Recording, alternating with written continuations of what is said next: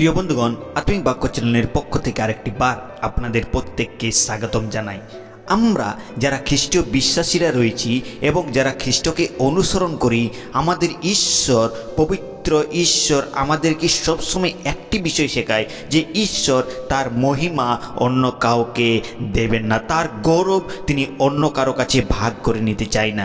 কিন্তু আমরা যারা তার অনুসরণকারীরা রয়েছি, আমরা অনেক সময় জাগতিকতার যে সংস্কৃতি বা জাগতিকতার যে বিষয়বস্তুগুলি রয়েছে, জাগতিকতার যে তন্ত্র বা সাংস্কৃতিক দেবী দেবতাগুলি আছে, সেগুলোর দিকে অনেক সময় আমরা চলে যাই, যেটা আমাদের প্রয়োজন নয়।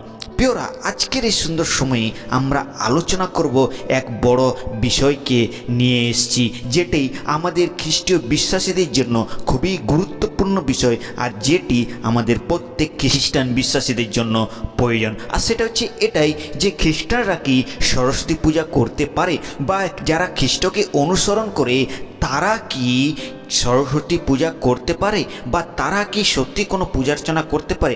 আমরা এই বিষয়ে আলোচনা করব এবং তার ইতিহাসকে এবং তার অর্থ কী এবং বাইবেলের দৃষ্টিভঙ্গিতে এটা কি বোঝা যায় সেই বিষয়ে নিয়ে আমরা আলোচনা করব। ভিডিওর এই শুরুতেই আমি বলতে চাই, এই ভিডিওটি শুধু খ্রিস্টীয় বিশ্বাসীদের জন্য এবং খ্রিস্টানদের উদ্দেশ্য করে এই ভিডিওটা করা হয়েছে, তারা যেন ঈশ্বরের গুরুত্বটাকে জানেন, আর সেই বিষয়ে এই ভিডিওটিকে বানানো হচ্ছে। তো আসুন আমরা এই ভিডিওটিকে শুরু করি। প্রথমে আমরা আলোচনা করব যে দেবী সরস্বতী কে এবং সে কথার থেকে সৃষ্টি হয়েছিল এবং কে তাকে সৃষ্টি করেছিল, এই বিষয়ে আমরা আলোচনা করব। তো প্রাচীন ভারতীয় ধর্মীয় বিশ্বাস অনুসারে সরস্বতী হচ্ছে একটা সাংস্কৃতিক তন্ত্র এবং সংস্কৃতির দেবী, যিনি জ্ঞান, শিক্ষা, সঙ্গীত ও বিদ্যার দেবী হিসেবে পূজিত হয়। সাধারণত বাঁশি, বীণা, পুঁথি, মণি ও সাদা হাঁসের প্রতীক হিসাবে তাকে দেখানো যায়, আর এইসব বিষয়গুলি তার জীবনে থাকে। পুরাণ মতে তিনি ব্রহ্মার সহচারণী বা ব্রহ্মার স্ত্রী বলে তাকে বিবেচিত করা হয়েছে। ব্রহ্মা তিনি তাকে নির্মাণও করেছিলেন, আর তার যখন সুন্দরতাকে দেখলেন, তার যখন সেই রূপ যৌবনকে দেখলেন এবং যখন তাকে সৃষ্টি করলেন, আর তখন সে মনে করলেন এর থেকে সুন্দরী আর কেউ হতে পারে না, আর তখন সেই ব্রহ্মাই তাকে বিয়ে করেছিল। কিন্তু এর উদ্দেশ্যটা হচ্ছে কি, এর দ্বারা যারা এর পূজার্চনা করে তারা কি উদ্দেশ্য নিয়ে পূজার্চনা, উদ্দেশ্যটা কি, তার কাছ থেকে কি কি পাওয়া যায় এবং তিনি কি কি মানুষকে দান করে থাকেন, যার উদ্দেশ্যকে নিয়ে তারা এই পূজার্চনাকে করে থাকে, সেটা হচ্ছে তিনি জ্ঞানের দেবী। তিনি মনুষ্যকে জ্ঞান দেয়, তিনি বুদ্ধি দেন। তার জন্য যারা স্টুডেন্ট রয়েছেন, যারা শিক্ষার্থী রয়েছেন, যারা পড়াশোনা করে, তারা এই পূজার্চনাটাকে বেশি, এই দেবীর পূজার্চনা বেশি করে, তারা জ্ঞানের জন্য এবং শিক্ষার জন্য। দ্বিতীয় হচ্ছে সঙ্গীত, যারা গীতকার রয়েছে, যারা সঙ্গীত চর্চা করে, তারাও এই দেবীর আরাধনা করে থাকেন, এবং যারা জ্ঞানে এবং বুদ্ধিতে পরিপূর্ণ হওয়ার জন্য এই দেবীর কাছে তারা আরাধনাকে করে থাকেন এবং দেবীর পূজার্চনা করে থাকে। বিশেষ করে শিক্ষারা এবং সুরকার এবং শিল্পীরা তারা জ্ঞান ও কুশল চাওয়ার জন্য এই দেবীর পূজাকে করেছেন। এবার আমরা দেখে নেব যে বাইবেল আধারে খ্রিস্টীয় বিশ্বাসীদেরকে কি বলা হয়েছে, খ্রিস্টীয় বিশ্বাসীদের বাইবেল দৃষ্টিভঙ্গিটা কি।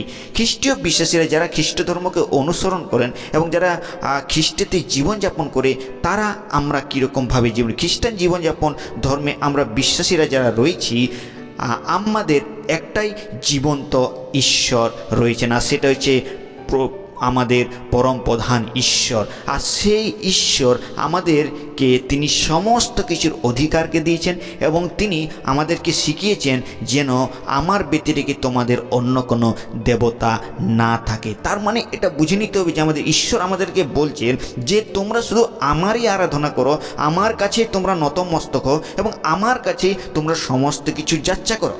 আমরা যদি বিশেষ করে যাকব 1:5 থেকে সেখানে লিখেছি, তোমাদের যদি জ্ঞানের অভাব থাকে তাহলে আমার কাছে যাচ্ছা করো, তারা আমার কাছে যাচ্ছা করো, তাদেরকে আমি অকাতরে দিয়ে থাকি। তার মানে যদি আমাদের জ্ঞানী না, আমাদের ঈশ্বর হচ্ছে সর্বশক্তিমান ঈশ্বর, জ্ঞানবান ঈশ্বর এবং সর্বব্যাপী ঈশ্বর, কেননা তার কাছে জ্ঞানের ভাণ্ডার রয়েছে।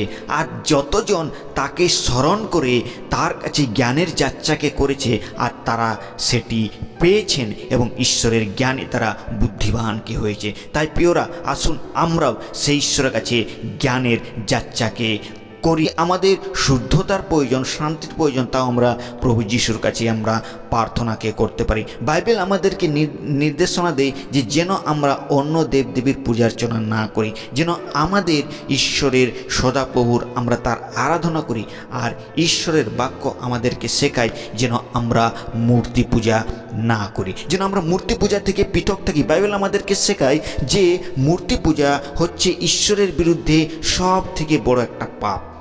আর তাই যেন আমরা মূর্তি পূজা থেকে পালিয়ে আসি, যেন মূর্তি পূজা থেকে যেন আমরা পৃথকতা থাকতে পারে। আর এই বাইবেলের আদেশগুলি যারা আমরা খ্রিস্টীয় বিশ্বাসীরা রয়েছি তারা যদি না অনুসরণ করছি, তাহলে আমরা আমাদের ঈশ্বরের বিরুদ্ধাচারণ করছি আর ঈশ্বরের আমরা বিরুদ্ধে জীবনযাপন করছি। খ্রিস্ট প্রথম থেকে আমাদেরকে বলেছেন যেন আমরা জগতের মধ্যে থাকি, যেন পৃথকতায় জীবনযাপন করি, জগতের অসমজোয়ালিতে যেন আমরা জীবনযাপন না করি, জগতের যে বিষয়বস্তুগুলি সেইগুলো যেন আমাদের জীবনে না নিয়ে আসি। কিন্তু খ্রিস্টের যে জীবনযাপন, খ্রিস্টের যে জীবনধারা এবং পবিত্র শাস্ত্রের বাইবেলের যে শিক্ষাগুলি সেগুলো যেন আমাদের জীবনে অবলম্বন করি, কিন্তু এইগুলোই বিষয় আমরা ভুলে যাই। তাই আমরা যারা খ্রিস্টীয় বিশ্বাসীরা রয়েছি আমাদেরকে এই পূজার্চনা থেকে পৃথক থাকতে হবে। এখানে কয়েকটি বিশেষ স্পষ্ট আমরা প্রয়োজনীয়তা পয়েন্টকে দেখা যায় কিসের জন্য আমরা বাইবেল এবং সরস্বতী পূজার থেকে আমরা দূরে থাকব, আর বাইবেল থেকে আমরা কিভাবে আরও এই বিষয়গুলিকে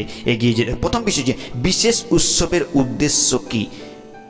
আমরা যেন বিশেষ বিশেষ উৎসব এবং এই পূজার্চনা এখান থেকে যেন আমরা দূরে থাকি। বাইবেল আমাদেরকে আদেশ দেন যেন আমরা যারা খ্রিস্টীয় বিশ্বাসী রয়েছে আমরা সবসময় আমাদের যে দেবীর পূজার্চনা সেটা আমাদের কাছে উপযুক্ত নয়, কিন্তু আমাদের কাছে সব থেকে বেশি প্রয়োজন সেটা হচ্ছে ঈশ্বরের প্রেম, যেটা তিনি আমাদেরকে করেছেন। তিনি আমাদেরকে প্রেম করেছেন, তিনি আমাদেরকে প্রতিজ্ঞা করেছেন যে তিনি আমাদেরকে কখনো ছাড়বে না। এবং জ্ঞান, শিক্ষা ও সৃজনশীলের জন্য প্রার্থনা করা উচিত। প্রিয়রা, আমরা যখন আমাদের জ্ঞানের যখন প্রয়োজন হয় যেন আমরা ঈশ্বরের কাছে আমরা যেন প্রার্থনা করি, আর ঈশ্বর আমাদের সেই প্রার্থনার উত্তরকে দিয়ে থাকেন। আমাদের সমস্ত কিছু প্রয়োজনীয়তা যখন আমরা শারীরিক অসুবিধার মধ্যে থাকি, যখন আমাদের পরীক্ষার্থে যখন আমরা যাচ্ছি, আমরা কোনো জ্ঞানের জন্য যাচ্ছি বা আমরা কোনো সঙ্গীতের কাজে যাচ্ছি, সেখানেও যেন আমরা ঈশ্বরের কাছে প্রার্থনাকে করি। আর এটা হচ্ছে সব থেকে বড় বিষয়। আমরা শিক্ষা, শিল্প, সঙ্গীতের জন্য এইসব বিষয়গুলিকে আমরা শ্রদ্ধা করি, কিন্তু এইগুলোর আদর্শ হচ্ছে যেন আমাদের ঈশ্বরের বিশ্বাসকে আমরা সর্বপ্রথম প্রাধান্য দিই, এটা যেন আমরা মনে রাখতে পারি। তাই প্রিয়রা, আসুন আমরাও এটিকে আমাদের জীবনে প্রয়োগ করি, যেন আমরা মূর্তি পূজাতে না যাই। আমাদের যদি জ্ঞানের প্রয়োজন রয়েছে তাহলে আসুন আমরা ঈশ্বরের কাছে আমরা জ্ঞানকে যাচ্চা করি। আর তিনি আমাদেরকে প্রতিশ্রুতি দিয়েছেন, তিনি আমাদেরকে অকাতরে জ্ঞান দিয়ে থাকেন। হ্যাঁ, আমরা সাফল্যের জন্য খ্রিস্টের কাছে আমরা প্রার্থনা করব, কিন্তু না তো কোনো প্রতিমার কাছে। তাই প্রিয় বিশ্বাসী ভাই বোনেরা, যদি এই ভিডিওটি আপনাদের হৃদয়কে ছুঁয়ে যায়, যদি আপনাদের ভালো লাগে, তাহলে নিশ্চয়ই আপনারা এই ভিডিওটি অন্যদের কাছেও শেয়ার করতে ভুলবেন না। এই ছোট্ট চিন্তাধারা দ্বারা ঈশ্বর আমাদের প্রত্যেককে আশীর্বাদ করুন। ঈশ্বরের নাম মহিমান্বিত হোক।